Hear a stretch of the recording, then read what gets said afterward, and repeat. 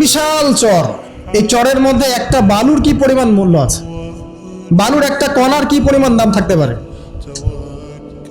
এই পুরো মহাবিশ্বে পৃথিবীর অবস্থানটা এতটুকুই, বরং তার চেয়েও কম।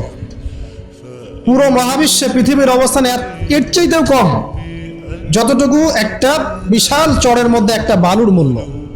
পুরো বিশাল সমুদ্র সৈকত, এই সমুদ্র সৈকতে একটা বালুর কোনো দাম আছে? একটা বালুর কণার? ওটা থাকলেই কি না থাকলেই কি? পৃথিবীর অবস্থানটা ঠিক এমন মহাবিশ্বে। ওই পৃথিবীতেই আমরা এখন বসবাস করছি, আর আমরা মনে করছি যে আমরা পৃথিবীতে চিরস্থায়ী হব। এই দুনিয়াটা আমাদের, এখানে যা ইচ্ছা আমরা তাই করব। এখানে পলিটিক্স করলে যা ইচ্ছা তাই করব। এখানকার অর্থনৈতিক দায়িত্ব পাইলে যা ইচ্ছা তাই করব। এখানকার সামাজিক নেতৃত্ব পাইলে যা ইচ্ছা তাই করব। হ্যাঁ, এখানকার ধর্মীয় নেতৃত্ব পাইলে যা ইচ্ছা তাই করব। আমাদের ভাবটা এখন এমন। অথচ পৃথিবীর মূল্য আল্লাহর কাছে একটা বালুর পরিমাণও না, একটা মাছির পাখার পরিমাণ।